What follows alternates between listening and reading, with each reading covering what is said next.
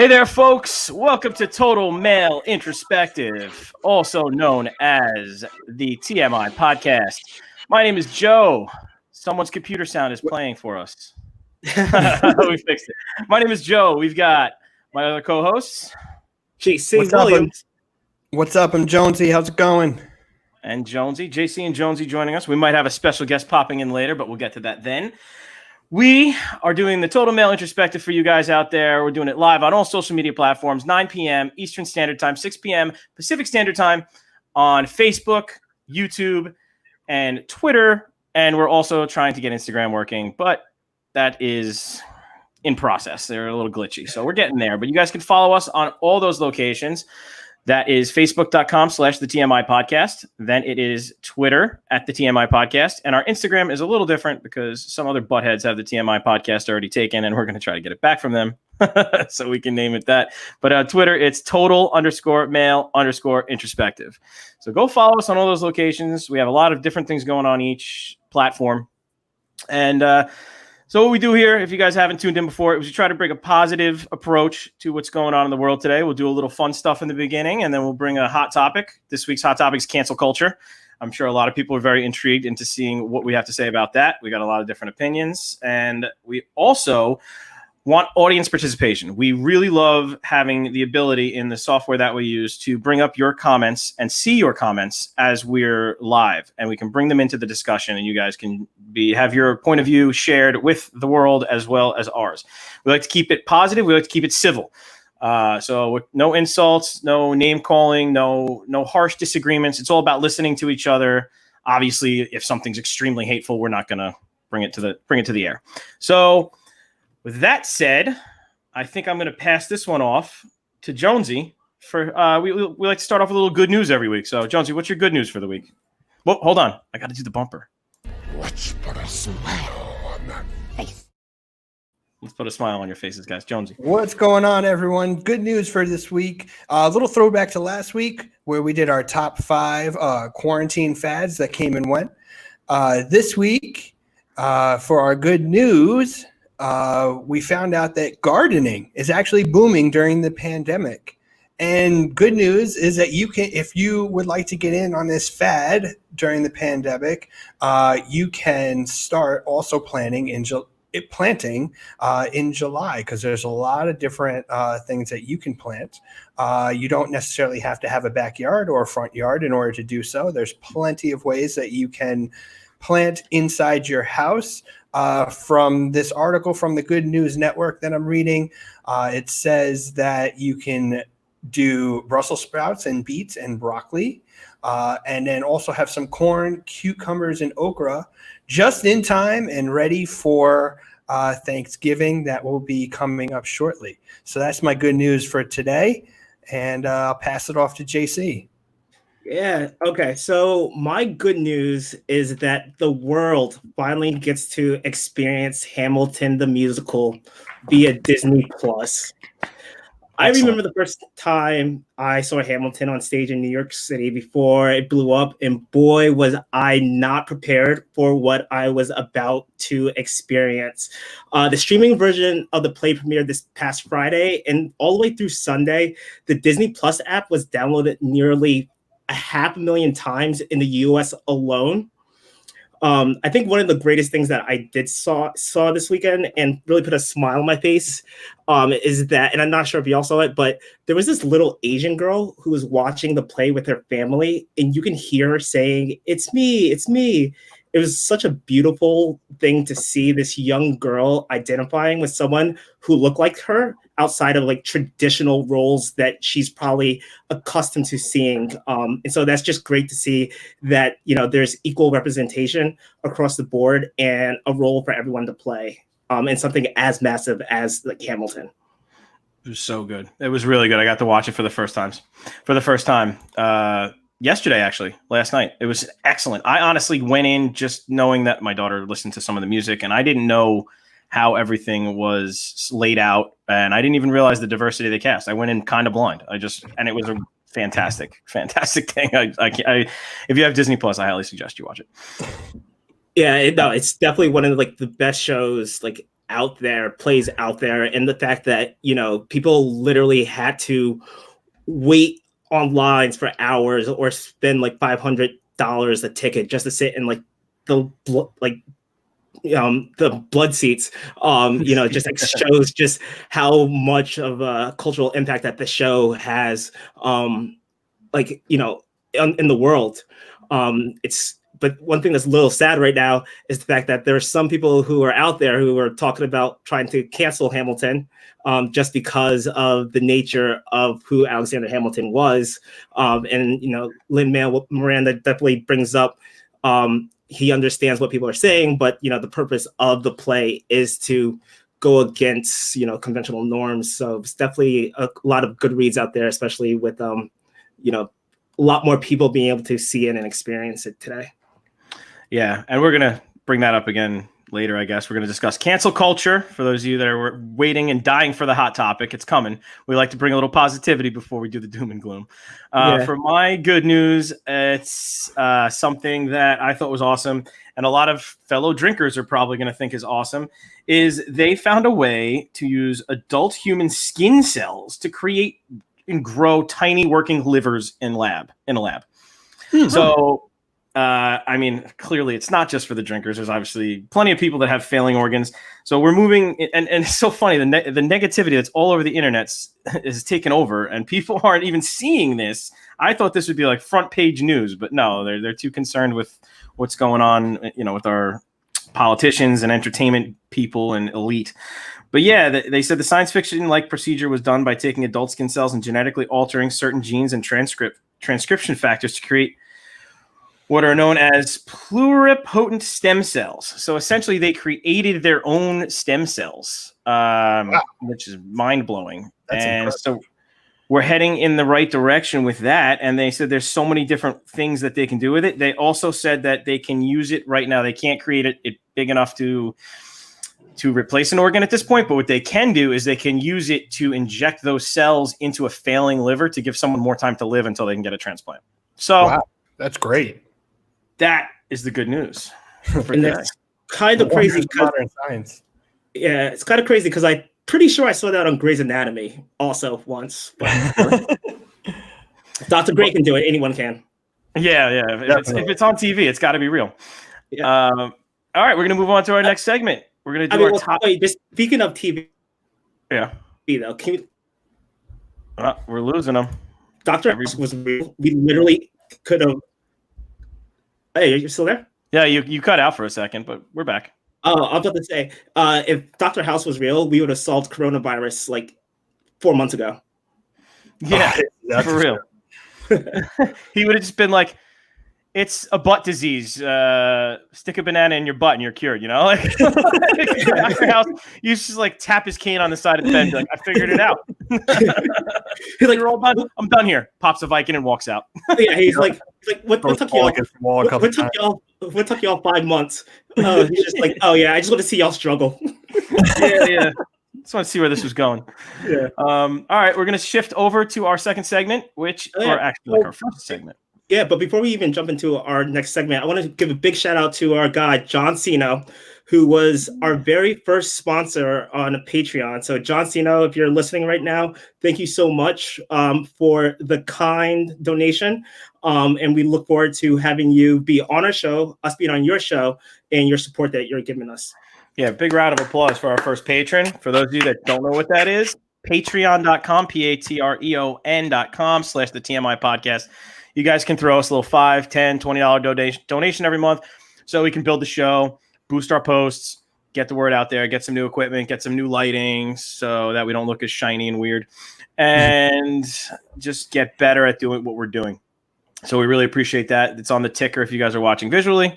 Check it out. Much appreciated. Now I think we can go into our next segment, which is this.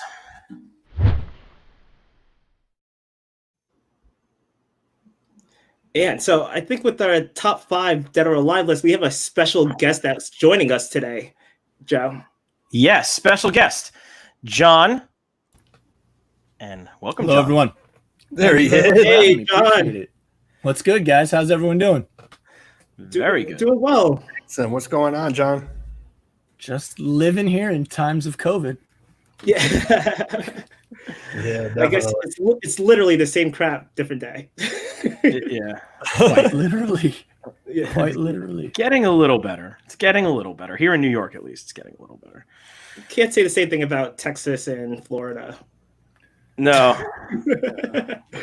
Oh man. So the reason why we brought John in here today is John is a great supporter of the podcast, and we want to bring him in to give his unique perspective on a variety of different things.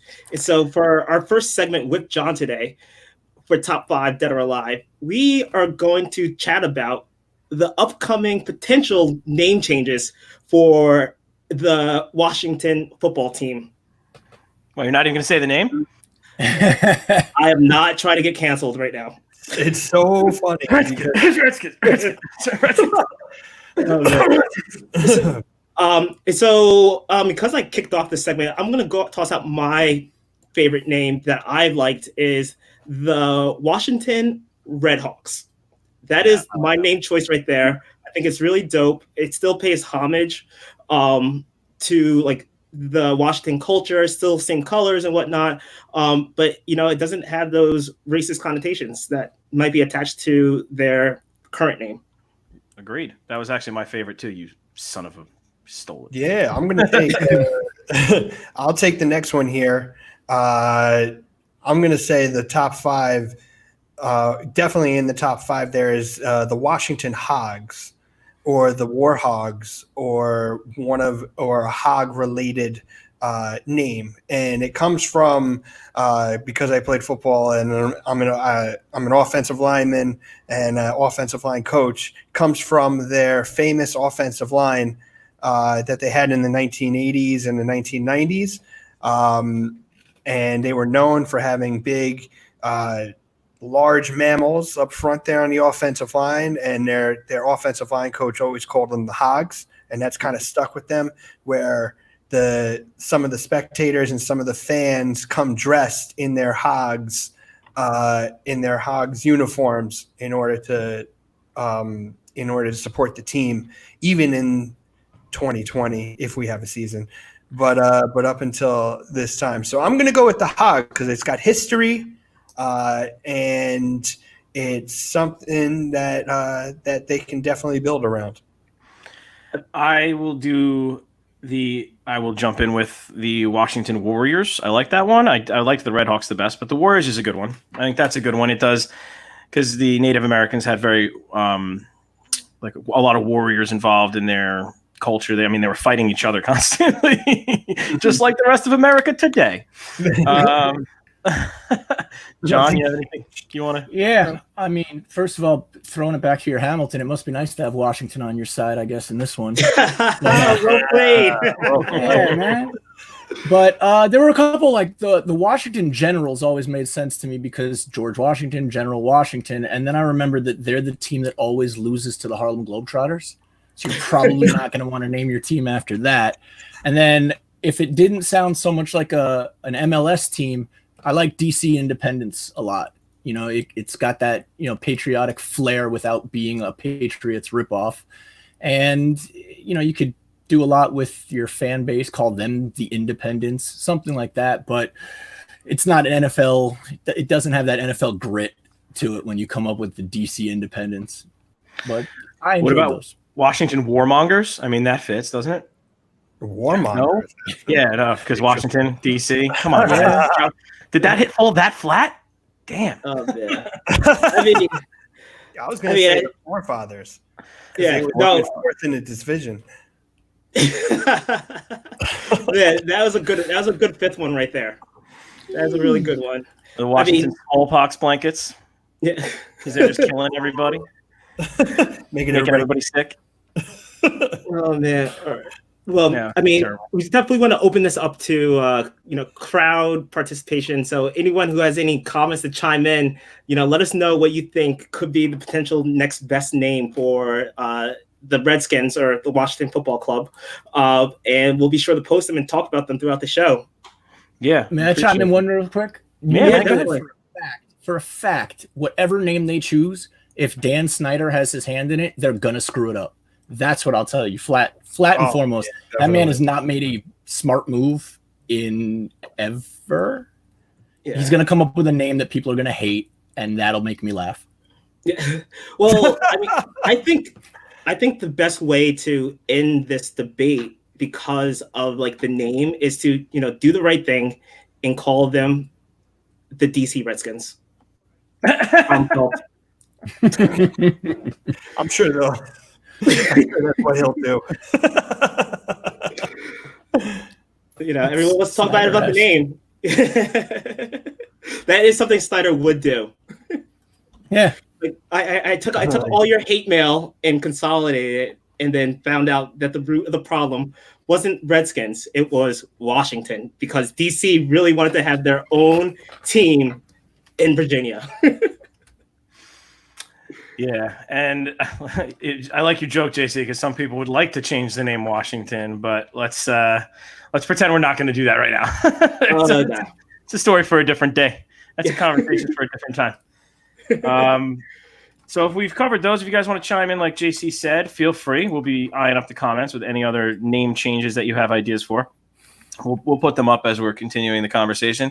But I think now's a better time than any to switch gears to what we've all been waiting for, the hot topic. Oh, wow. All right. So our hot topic today is something that's really prevalent, that is, taking everyone by storm. And that is cancel culture. So for those of you who've been living underneath a rock, what is cancel culture? So what it means to cancel someone is to stop giving support to someone or a group of people because of a mistake they may have made. It's a form of online shaming, which involves boycotting someone's work or business in order to punish them for their wrongful actions. The objective of canceling someone is to deny them of any attention so that the person loses cultural cachet, or just, really like to stand up on their own. And the reason for canceling someone can vary, but it's usually due to the person in question being accused of or having expressed an objectionable opinion, or having conducted themselves in a way that is unacceptable to others. And so I just want to note that there's no official origin of cancel culture, but the term can be credited back to Black Twitter, where it's been used as a hashtag, as a way for posting troubling information that comes to light regarding celebrities who were once popular. So some of the most beloved characters and cultures in our lifetimes have been canceled at some point. So those are people like Bill Cosby, Michael Jackson, Roseanne Barr, Louis C.K., or just name a few of the people who have been canceled in the past. And so I'm going to open this up to the crew to chat a little bit more about cancel culture. Okay, I'll jump in real fast. There's been, like you mentioned, Roseanne. Roseanne had a questionable comment. I don't have it in front of me, but she made a comment that could have been taken as a racist in a way. She swears up and down she didn't mean it that way, but I feel like everybody does that after the fact. Once the cancel culture comes for them, once the cancel people show up, then they're like, I didn't mean it that way. So it's hard to actually understand or believe her or actually know for real what she meant. I mean, bottom line, we'll never know, because you never know what someone's feelings are at that moment. But she got her show pulled right out from under her. And I don't know how people feel about it. I mean, was it a borderline comment, Jonesy? JC?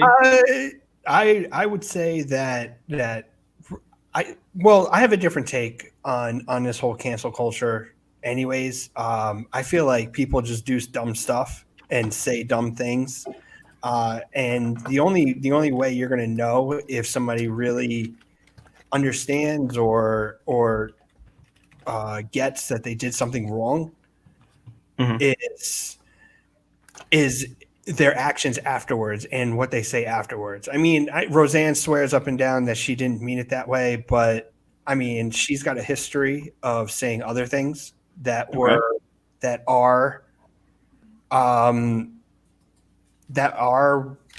are questionable, you know.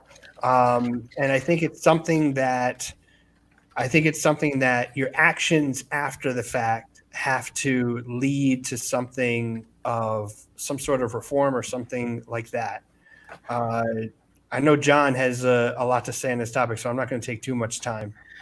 I'd like to say John is in the entertainment business, folks. So he has a real inside track on what this can do to people. So he actually was afraid to come on the show because he was afraid he might say something that could get him canceled. I'm prone to say things that I believe, whether they are popular or not. And in this world right now, especially with all the sensitivities of, varying natures of merit or not, to accidentally botch it all right here would be problematic. So I will keep my brain about me and my tongue in my mouth unless necessary. But as it pertains to Roseanne, Jonesy's right. The history is important there. She's had what they used to call controversy, and now it's, varying other terms from the get. Her stand-up was, riveting because it was different than old past lady stand-up. And you say, all right, she's changing the game. But then I remember one of my earliest, Sports Center memories is Roseanne singing the national anthem, trying to do it like a guy. And then she did the crotch grab and then the spitting. And people found that extremely disrespectful way back then. And then it's only proceeded over the years with, she and Tom Arnold trying to go over the top and things of that nature for comedic sake. You think you have a threshold that you can play to. And then the most recent one was during season 1 of the new Roseanne reboot thing. You can speak to intent, but history is also really important too, because that as well speaks to intent. You can't tell me that this one time you didn't mean it when all the other times you said, oh, it was just a joke. And you gotta just not, plain and simple, just don't say things that even remotely would be, especially racially sensitive. That's a big topic easily that could also be avoided. So there you can go point by point with every single person in these debates, and I guess you guys might, but I think Roseanne had lost all the leeway she was going to get about 10 years before this comment even came to be. Yeah, I would agree with that. One of the ones that I was really disappointed with was Kevin Hart. I think Kevin Hart, they went back and way back into Twitter and found something in Kevin Hart's Twitter that he said about people who were gay.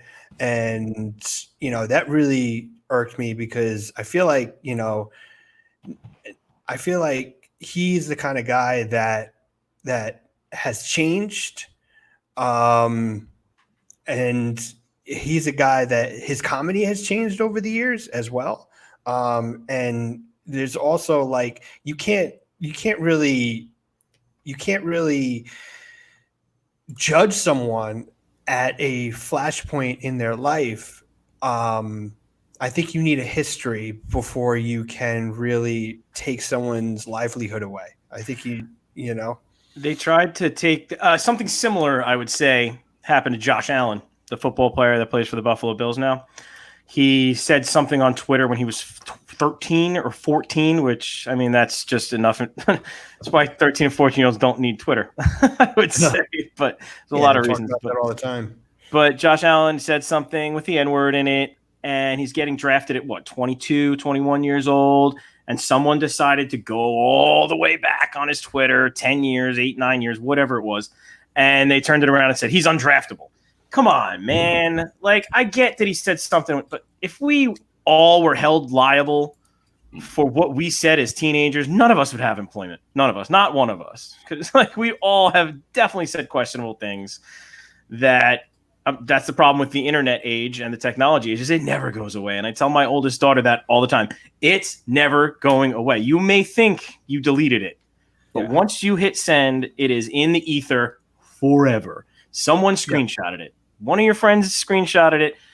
The internet has all different ways people can recoup it, and a lot of people just forget about it and don't even delete it. So, I mean, if anyone was about to run for public office, the first move they make is delete all of their social media, because they can't be dragged through the mud like that. And it brings me to this meme that we saw. I'm going to bring it up on the screen for everybody. And it says, "You're canceled." And then there's a line through the cancels, and it says human. So it changes to saying you're human. It's okay to learn better and then be better. And I find that to be what Josh Allen was trying to say when they were trying to say, don't draft him, he's undraftable. The guy was just saying, hey, listen, I was 13 saying dumb stuff, just like a 13-year-old does. Not something I believe I should have said, and I deleted the tweets and whatnot, and I don't think that's who I am as a person anymore. If people can't grow from their teenage years or even younger years, or just even in general, like I think everyone should have the opportunity to grow. And to fully cancel everybody for the littlest things kind of just doesn't fly with me, because everybody is imperfect. No one's perfect. We're all running through this world just trying to do the best we can. And there's no way that every single day of our lives forever, we're all going to make sure we say the right thing. It's impossible. It's impossible. Yeah, Anyway. no, I completely agree with you. I mean, I think, what makes cancel culture so toxic is the fact that, we're holding people accountable for mistakes that may be the intention for those who attempt to cancel people. However, this doesn't leave any space for the person to actually grow from the past, making cancel culture ineffective in a way of trying to rehabilitate someone. Because, if you are 12 or 13 and you say something and we're never going to let you live that down, cancel culture fails to realize that mistakes are human and help us shape us into, better people today.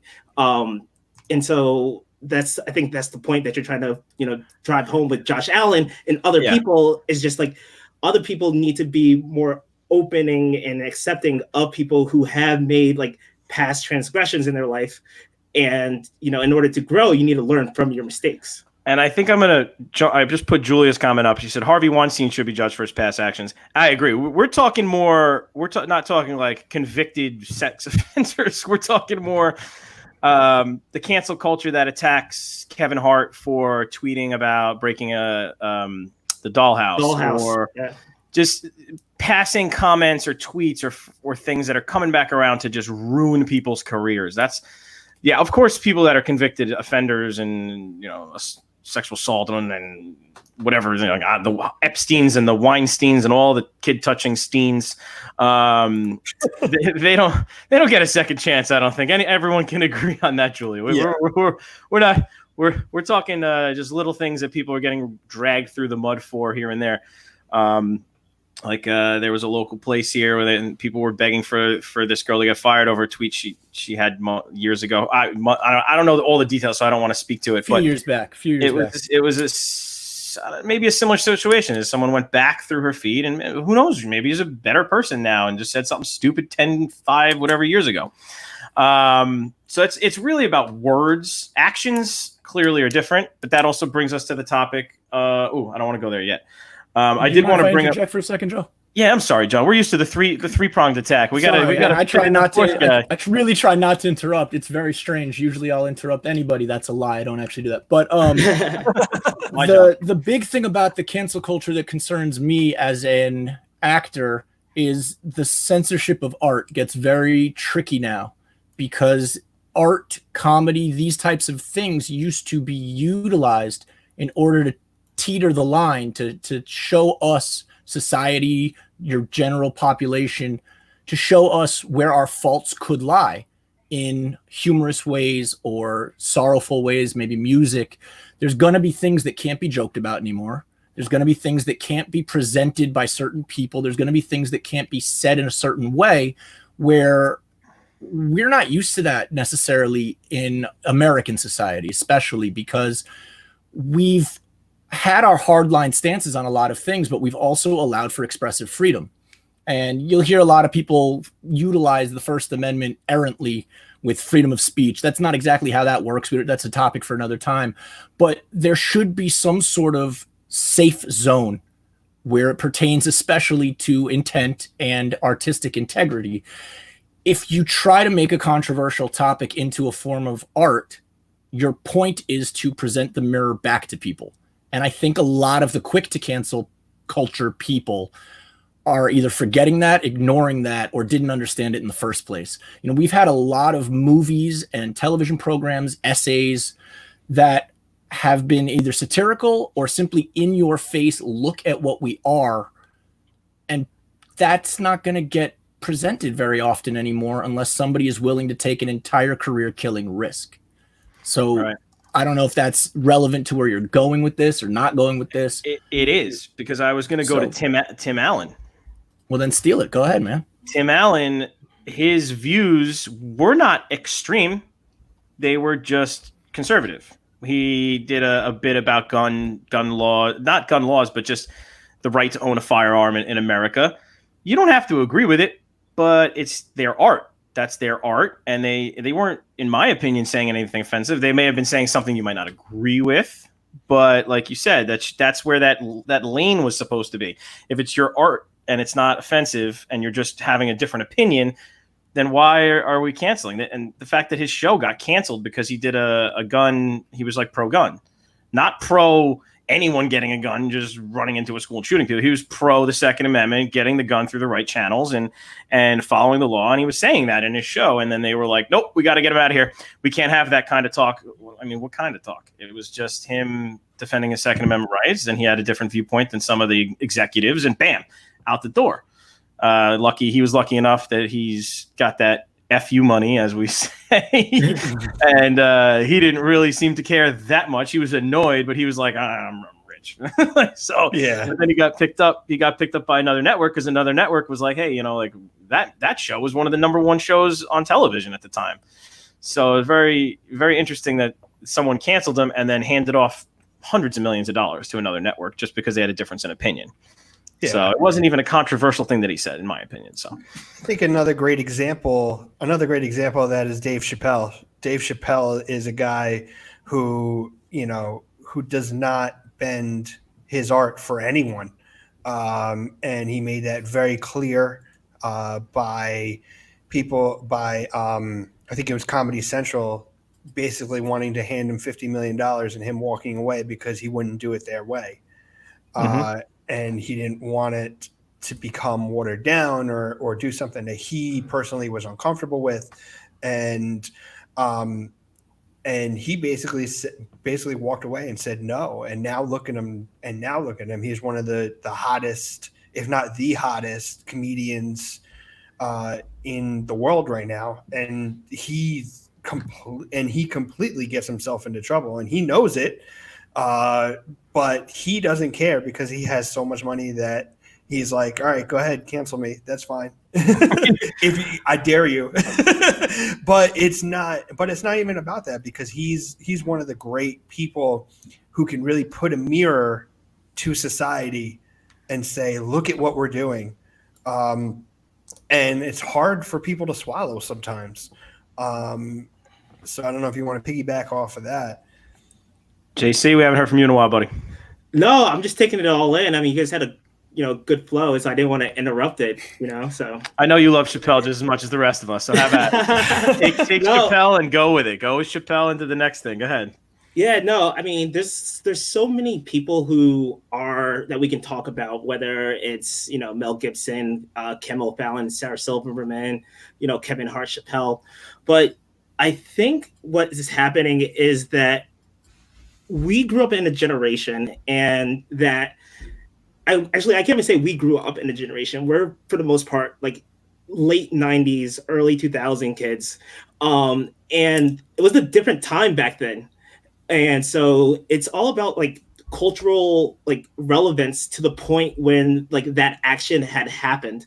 So if you look back when, Fallon and Kimmel did blackface, it was at a time where shock jocks were huge, and people would push the envelope as much as possible in order to get those ratings, because they were really just competing with each other. And so I know this was way after that there was more than just 3 networks, but there was limited amount of talk show hosts out there And, they were going up against people like Howard Stern, who literally would do whatever he wanted on air, right? And, they didn't care, what color you were. You could be black, white, purple, red, green. It didn't matter. He was going to attack you no matter what and push it to the limit. But if there is no way someone like Howard Stern would survive in the current climate right now, because people would be hurt by his comments and, what they would deem to be misogynistic or be homophobic or whatever, phobia a person may have. I'm sure Howard Stern at some point probably pushed that phobia onto people, but he was doing it in a way that was at the time accepted, because that's how you drew people in. You don't give a person $100 million at the time, which was a lot. It's still a lot of money right now, but you don't give a person but you don't give someone $100 million, for a satellite radio, which wasn't even that popular at the time. But because of him and his shocking ways and how he can get people to tune in, either whether they hated him or loved him, was, the time. And so that's how they validated giving him all that money. And excusing his, antics. Mm-hmm.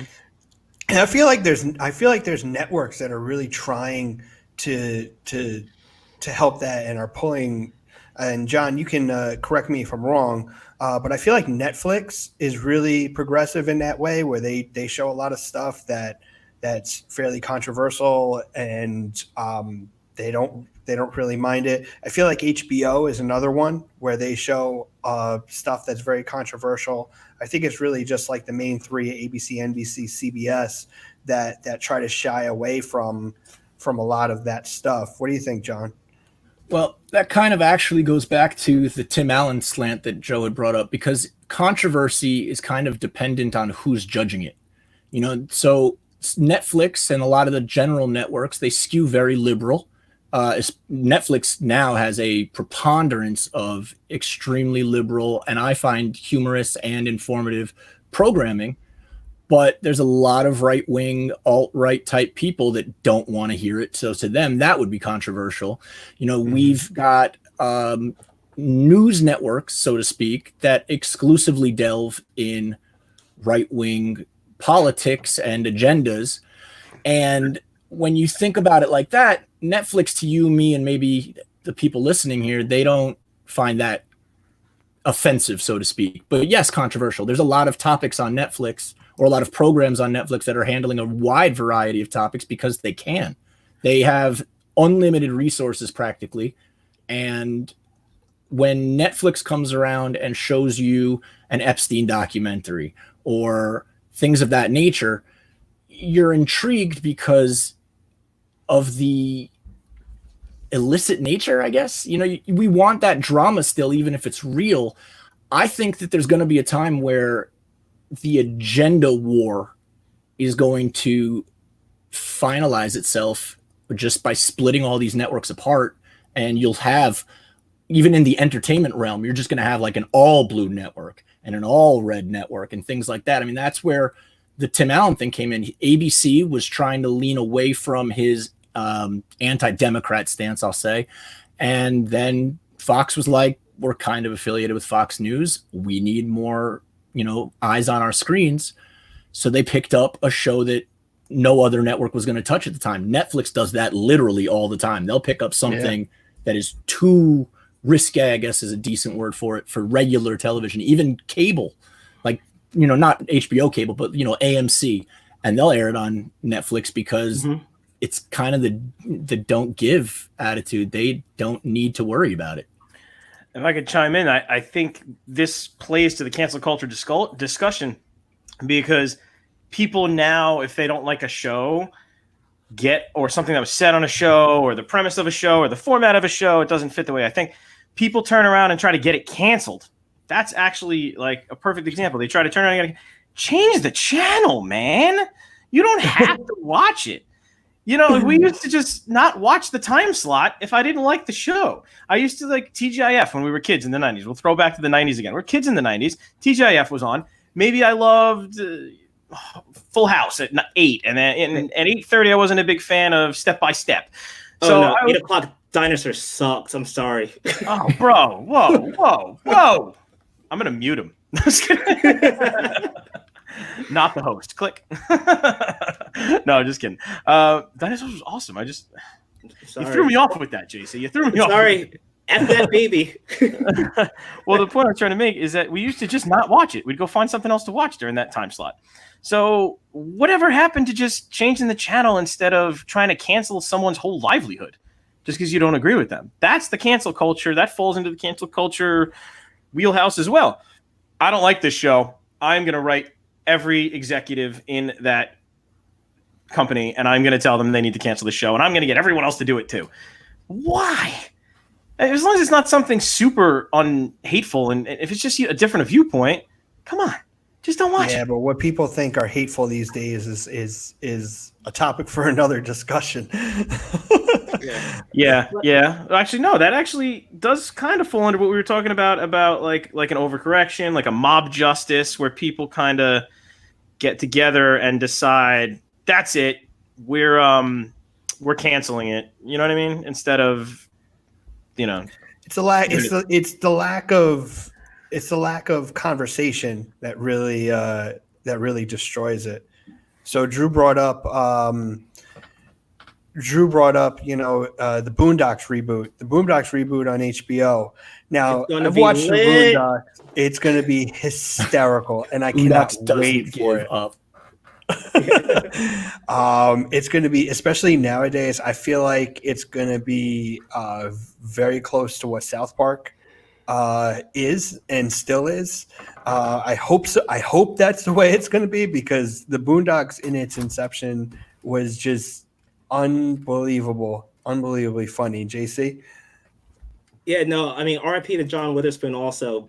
That show is a staple of my childhood, and was literally the very first, cartoon that I saw with characters that looked like me, and was, gave a voice to my culture that could rival that of a South Park. And it's funny how if you were to take South Park today, that show would have made it 2 seasons max in today's climate.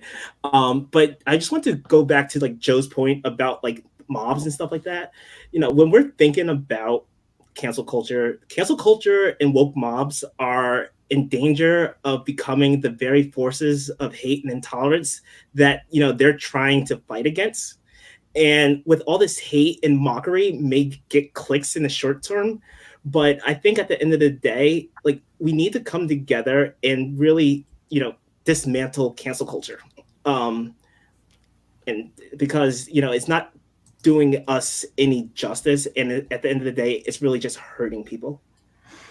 John had something to say. It falls right in after that. Beyond the mob attitude on one side, we're going to wind up being a culture of insincere apologies just to save ourselves. I'm trying not to curse. See how that worked out? Yeah.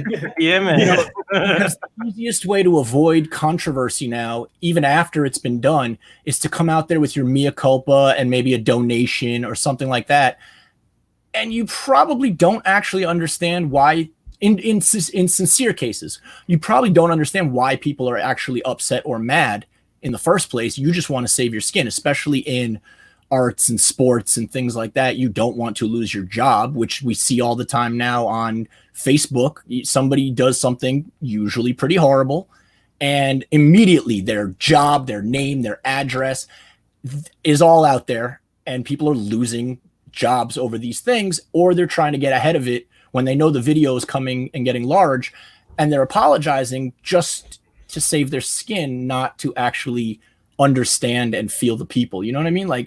So there's mob mentality on one side, and then there's just disingenuous mea culpa on the other side. And I don't know that either of those are very good.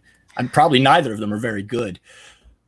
I think what the internet did is now everybody feels their voice is more special now that more people are listening to it. Your ideas get to more people faster. So this podcast is more special, by the way. Yeah, it is. No, it's absolutely. What we're trying to do. Actually, I want to. Julia's been saying a lot, Miss Julia Jones. Thanks for chiming in a lot. This is the point. We want people to join in, and that goes to you guys listening, watching, whatever. If you're listening on the audio podcast, which by the way will be going hopefully live tomorrow and the next day on all major platforms, hopefully. Julia's chimed in and said we need to do more shows talking about opposite views and how to be respectful. And that's kind of what the whole point of this was. We were trying to really just be able to bring ideas to people and how to talk to Julia said people need to be taught how to talk respectfully about politics. And then Stacy chimed in and said people just need to talk respectfully, period. And that's what we're trying to do is say, hey, I might not agree with you, but let's have a conversation about it because the whole point's listening. It's listening. And that's what cancel culture is not doing. They're not listening. Talking not to just impose your ideas or your views on others, but talking with the idea that you're also going to listen and come to a compromise or understand that your ideas might not be 100% correct. They may be 80% correct, 70% correct, whatever it is, but there's other people out there that may have a slightly different view and their opinion is just as valid as yours. And, just going through all this stuff, same thing with Joe. I talk to my students all the time and also my players that I coach. I talk to them all the time how everything you put on the internet is 100% permanent, that you really need to be careful about what you put on social media on all platforms. There's a famous baseball story I tell my kids that I coach about how every day one of the players on a baseball team would say how much he hated practice and how he hated practice. And so when he was getting recruited, when he was getting recruited for college, it actually hurt his recruiting because the people because people said that if he doesn't like the process, if he doesn't like being here, then why would we want him on our team if he only wants to play in the games? We want guys that really want to fall in love with the process of doing this. Mm-hmm. I talk to my kids all the time about how everything is totally 100% permanent. Okay. John, you had something to say? Yeah. Well, again, back to a little form of like TV and things, and lovely that this is a show where we can discuss semi-controversial opinions and have a normal conversation. I want to talk about JC had brought up Kimmel and Fallon. We were talking about Boondocks. We were talking about Chappelle. So my positing for the universe on this one is simply what should be okay for one group of people. Should that also stand for others? So we have the Karl Malone segment that is now getting a big deal with the was that the Man Show or was it actually Jimmy Kimmel's show? I believe it was the Kimmel Show. Okay. No, Man Show. Yeah. Right. And we've all learned over the years, and even if it's comedy, that blackface not so good an idea and pretty upsetting to many people. Mm-hmm. My question for the panel then is, Dave Chappelle, the Boondocks all have white face, white voice. Does that no longer also fly? Or do we still get to laugh at that as chuckle worthy? Because to me, it's funny, but is it, if you cancel one, do you cancel the other? Is changing face and voice the blanket that we can work on with that? Is there a middle ground? Is there no middle ground? I'm always curious about this. And again, I tried to handle that as smoothly as possible. So we can have a friendly conversation. Perfect question. I'll chime in first. I don't think that any person should, change their skin tone for a laugh. Examples being the movie White Chicks. Like, I didn't find that movie to be funny at all. I think the best part may have been Terry Crews, who is probably being canceled right now, and singing Vanessa Carlton, Making My Way Downtown. And then, I think that, you know, Chappelle's skits when he is Oh no. off, like his best white skit might have been Clayton Bigsby, where he wasn't white at all, but he was playing a white supremacist, but he was still, you know, in his like his skin tone. Wasn't that one of the first episodes too? Wasn't that like really early on? I believe it was like really early, but I mean he's done the other like guys, but they just don't, it doesn't come off as like authentic, and it just, you're just pushing too hard. And that's me speaking for a black person who's going to be in whiteface. And then, I mean, but then it also applies to white people being like, why do you need to, there's so many actors and actresses out there that can play these roles. Why do you feel that you are best suited to play that particular role? Shia LaBeouf. That's a good segue into Shia LaBeouf's current situation. There's a movie coming out called The Tax Collector, and he plays a Latino man. It seems he plays a Latino man. I don't know if that's the definite situation there. I haven't been able to see the movie yet. It's not out yet. But Shia LaBeouf's movie's coming out, and is in LA, I believe, in a very heavy Latin community. And he's this assassin. Now, George Lopez is on the cast. There's a lot of other people of Latina descent. Latinx, I don't know, is that what we're calling it now instead of Latina? I can't keep up. Latinx, yeah. Latinx, okay. You guys know what I mean. Shia LaBeouf. So now he's doing this role, and it looks like he's doing a hell of a job with it. So, and he's a fantastic actor, in my opinion. I mean, you know, John might have a different opinion. I don't know, but no, I think he's a good artist. You know, we can go to the Sia video, the Sia music video, and talk about art and controversy again with Shia LaBeouf. Remember, he was dancing with the young lady, and everyone thought it was all sexual, and they had issues with that, and they had issues with this.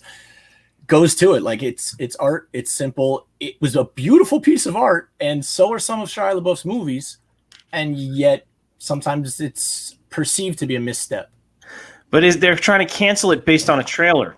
That's another thing that I think is the cancel culture so ready to pull the trigger that they haven't even seen the movie yet. I mean, you didn't even see the movie. And if George Lopez is in the movie, don't you think that someone who is such a proponent against racism, like he's such a big time avid, you know, fighter against racism and stuff like that, why would he put his name on it if he didn't think it was acceptable? I mean, not one person ever speaks for an entire race, but if he's willing to give it a chance, don't you think people should see the movie first before they give it a complete cancel? I mean, that's just the way I look at it. I mean, it doesn't seem hyper offensive in the fact that, I mean, David Ayer is the writer who wrote Training Day and all these like classic End of Watch, these really amazing movies. And he wrote this part and said, you know what, Shia LaBeouf tried out for it or whatever, read the part, and bam, all of a sudden they put him in the role. So maybe he did something they liked. You know, maybe we need to see what he did before we cancel him. I don't know. Yeah, I mean, I can't really speak on the Shia LaBeouf movie. I haven't seen it yet. But I mean, there are, you know, Hispanics who are, you know, white also. So like maybe that's a reason why it's more acceptable. I mean, it's not a situation where we have someone who's like clearly playing an Asian person or an Asian role, and they're clearly not Asian, talking to you, Tom Cruise and Scarlett Johansson.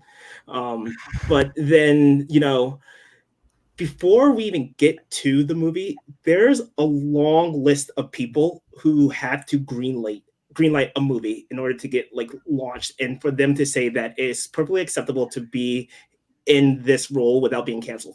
There are directors, there's executive producers, there's casting directors, there's your agent, you know, there's your screenwriters. All these people have to go and say, you know what, this is perfect. And if you're going to cancel Shia LaBeouf for being in this role, you need to cancel all of them, okay? Because they all greenlit him being in this role. So anytime that you see, you know, we're using Kimmel and we're using Fallon, all those people who were the showrunners, all the directors, everyone whose name is on the scrolling credits at the end of an episode should be canceled as well, because it doesn't fall solely on that individual who made that, did that role for a major. I mean, there's off these. I mean, I'm just speaking for like big productions, but there's also people who need to be held accountable for when they're doing a blackface or a whiteface or whatever, brown face, for Halloween costumes and stuff like that. Those, they like also need to be held accountable just as much as these showrunners and people who do that. Sure. But I think you can't really make that call off a trailer. You got to see, people have to see the movie and decide if it works before they can make a decision. Also, actors are acting. I mean, Jared Leto played and won an Oscar for playing a transgender female. And after the fact, like 5 or 6 years later, people had brought up, well, why didn't they cast an actual transgender person? Jared Leto is a freaking phenomenal actor. So maybe that's why they chose him, and Shia LaBeouf is a phenomenal actor, and they can be who they're asked to be better than most people in the world. So there's a bit of a double-edged sword there. Yeah, but I think the issue is also and it stems also to the issue of Black people not getting the roles that they should be getting either, is the fact that transgender roles are so rare. Mm-hmm. Not only are transgender roles so rare, they're usually like my wife and I watched one of the documentaries on Netflix where the woman was saying, the transgender woman was saying that she is an actress, but the only roles that were available for her were one role in like Chicago MD, and the other role was in like either House or Grey's Anatomy, and it was both the same storyline. It was the woman, the transgender woman having prostate cancer, mm-hmm. and it was being aired the same week in the mm-hmm. same storyline. So I mean, I feel like there's not a lot of roles. So I think the point is, like, when there is a transgender role that pops up, then it should be done by a transgender woman or a transgender man, depending on what the role is, so that they can get their time to shine as well. I get what you're saying, but I'm also gonna play devil's advocate here. Do we have an Oscar-winning level actor actress in that situation? You know what I'm saying? Well, we don't know yet. The other devil's advocate is, would we ever find out? I would like to see it. I would like to see it. I'm not opposed to it. I'm not opposed to more people getting the roles and having the roles written, as Drew says here, but without diversities in the upper positions, they won't see the issue. Totally agree. Gotcha on that. But if there is more roles written and there is more opportunity for people, then do they still get upset after they see those people on screen? Those people, I'm not trying to say, we'll use transgender as an example. Say transgender actors and actresses come out, they do a pretty good job, but they're still not Jared Leto. You know what I mean? Like, then did we get a hard time for people choosing Jared Leto to play a role instead of someone else who got a chance to do it, and then Jared Leto's just better because he's just an amazing actor? You know what I mean? I feel like if there was a chance, but I feel like also Jared Leto was up against other big name actors that were in that were probably chosen and handpicked for that particular role, mm-hmm. And they didn't even consider doing having a transgender actor on that. They probably just had Jared Leto, Brad Pitt, and all these people that they considered. You're saying like the blockbuster level, and I'd like to hear John's opinion on this, but like the blockbuster level. When we get to that type of larger film, there's a matter of commerce. And we've been discussing today that there's a hatred within the nation. There's hate-filled people. There's going to be people that actively protest a transgender leading role, let alone a transgender person playing a leading role. So the larger studios have to weigh in commerce, which is so sad. So if you do see something Oscar caliber, Joe, it would be someone probably that you never saw coming, and it would be one of those indie films that just makes a storm from a festival all the way through to an awards area. And I think that's how it's going to happen first and foremost, because you're not going to change the entire world. You're not going to change the American public's way of thinking. You're just going to have to change the way somebody thinks about performance. And I think the indie scene, which still is existing, even though it has more money involved now than ever, the indie scene is going to be what brings you that. And I'm all for it. I'm ready to see it. And I think we will really soon, between what the Golden Globes has always been friendly to different attitudes and different roles and people. I think it's going to come soon, but it's going to come from nothing big, nothing bankable to begin with. It's not going to have other large stars unless they choose to go in for a pay cut. But when you get to that avenue of star caliber, then you get to run with it. We have Laverne Cox on Orange is the New Black. I don't know if you guys had happened to discuss that while I was away for a second. No. Laverne Cox now has banked that into a career, and you can see the acceptance of people in the arts communities and the fans, but at the same time, you're going to have to worry about all the other people that come along with it. So when you get there, it goes back a little bit to what I was saying earlier. Is it, or Joe, you were saying it as well. Is there a way now that we have to box everyone into only certain roles? Can we allow everyone to have a shot at any role? But the problem is, and again, it's the topic of discussion today, the problem is the backlash. That's all it is. Cancel culture coming for you. Yeah. I mean, actors are actors. Either you're talented or you're not. It doesn't matter what body parts or makeup you have in you and on you. If somebody's ready to put that out there, that role, then I think that theoretically all people should be considered, especially when it comes to gender fluid dynamics. Obviously, there should be consideration for the people that are sympathizing and living those types of characters. But it goes back to the argument I don't like to use, but people have been stating it, that art is art and acting is acting, and you're supposed to go out there to play someone other than yourself. It gets very tricky. It gets tricky in the fact that if your art is available to the masses, you still have a responsibility. I will jump in because I'm going to say this because I think it's definitely applying to what John's saying, what we've been discussing for the last few minutes. Say Hamilton. You got a chance to give the role of Hamilton to different people that weren't what those people race-wise looked like. So on one side, and I have no problem with it. I don't mind it at all. But you're saying like, okay, in Hamilton, it's okay to cast Black and Latin and all different people in those roles that were initially white. So then the other way around, you're saying, but Shia LaBeouf should be canceled. So you know what I'm saying? It doesn't really play both ways. It's okay one way, but it's not okay the other. So that's where I have a problem with cancel culture. If we want it to be okay, then let it be okay. People are acting. And if you do offer up the role to different people that are transgender or are Latin or are Black, and then you decide to go with someone else, but it should be across the board. You should let Black people play white people. And you know what I mean? It should just be one big thing of art and actors. Just let them do their thing and just act. And then it shouldn't be boxed in as much. Like John just said, it should get to the point where it's just accepted. Hey, this person might play this person and this person might play this person. Hey, just look at Hamilton, and it worked well. And I think it should go across the board that way. Just let the actors act. Whoever does the best job at the role should be the person that gets the role. I mean, I don't call me crazy. You guys have anything to say about that?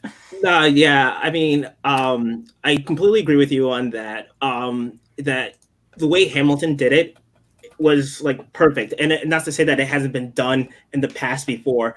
But I do think that, if someone wanted to make a white version of Boys in the Hood, and as long as they kept them white, I would have no problem with it. I probably will watch it too, because I'd be like, what the fuck are they going to do in Beverly Hills?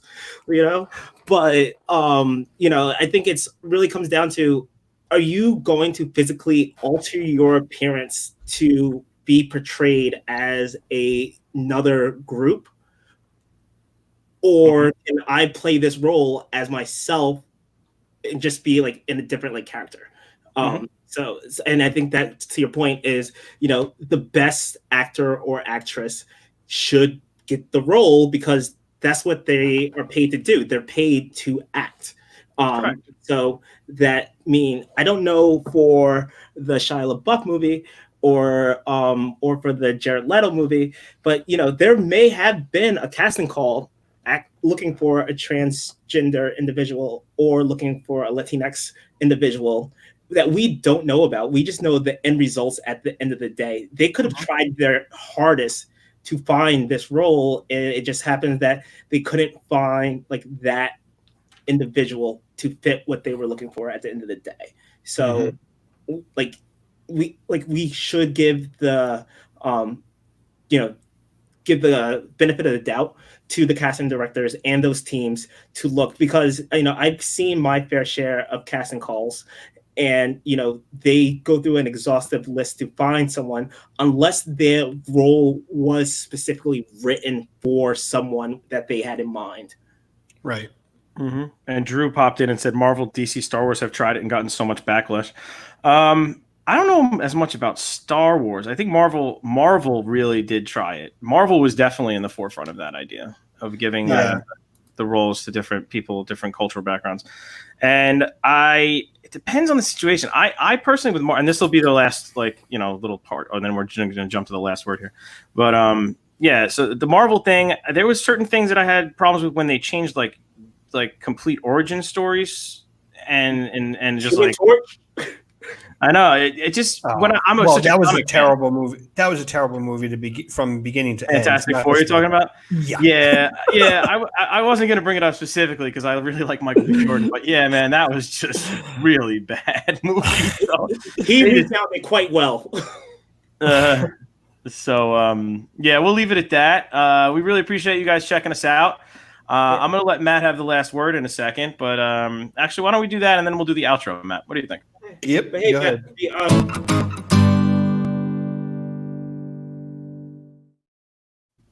All right. So for the final word, this past weekend we've been talking a lot about it.